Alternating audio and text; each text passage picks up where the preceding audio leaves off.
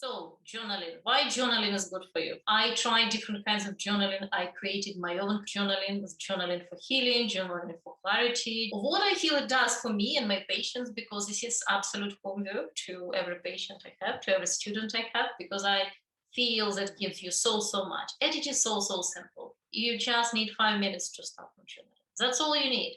In 5 minutes, you can achieve a lot. And sometimes it is actually important to be brief rather than go around and explore without any borders.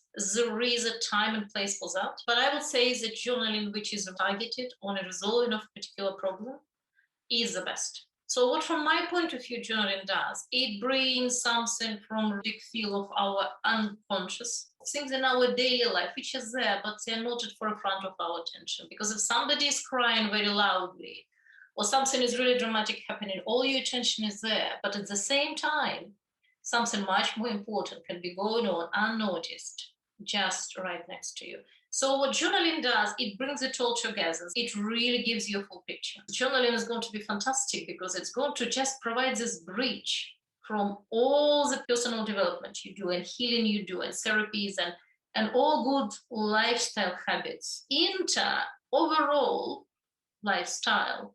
This is sometimes really missing link, because how you can take all your random efforts and how you create this bigger picture. When you journal, one of the other things that comes, thought organization, emotions, clarification, and so on. So from this, you can go further and you can really create a full picture of how you want your life to be, which simple lifestyle changes you're going to make. It only transpires when you put it on paper. But also, have you noticed, coming back to things like New resolutions, birthday wishes, have you noticed that when you actually write something on paper, especially repeatedly, because how often do we immediately go ahead and act upon our New Year resolutions or birthday wishes or whatever? It sometimes happens, but it doesn't happen very often. But if we write the same intention or the same wish again and again, we are absolutely bound to come up with a situation which is totally favorable for this to happen, for us to change something, to pick up a new habit, to reframe an old habit, to do whatever it takes.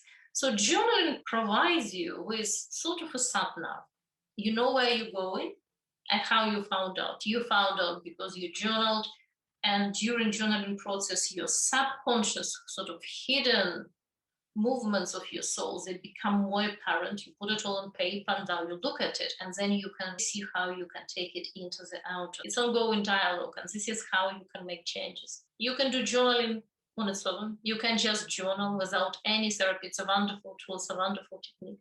And there are times in my life when I feel like just journaling. I don't do much therapy, but I personally feel that acupressure points, acupuncture points, colourpuncture points, reflexology zones, they're so easy to learn. You learn it once, and then you can just use them. You can connect with your body first, and then you do your journaling. And how you do that? You ask yourself of a particular question you want to resolve. You find an acupuncture point which has a name or indications which are more in line with what you want to achieve. So you do this, you really tune in. It can take this you further, it can take you from this vague sort of feelings and bodily felt senses and into full clarity just by putting your thoughts on paper. So this is just one of the tools which you can use. There are other tools, but I think for this particular focus, when you want to make unconscious more conscious, and when you want to take it more into action, I think journaling is perfect. I believe that journaling is good for absolutely everyone. However, for people who are more on an auditory digital spectrum, what is called reading and writing category of people, as opposite to visual, as opposite to auditory, as opposite to kinesthetic. Those are people from technical professions, from academic background, computer engineers, regular engineers, people working with data, people working with planning and organization, that could transfer their natural inclinations into doing something for themselves.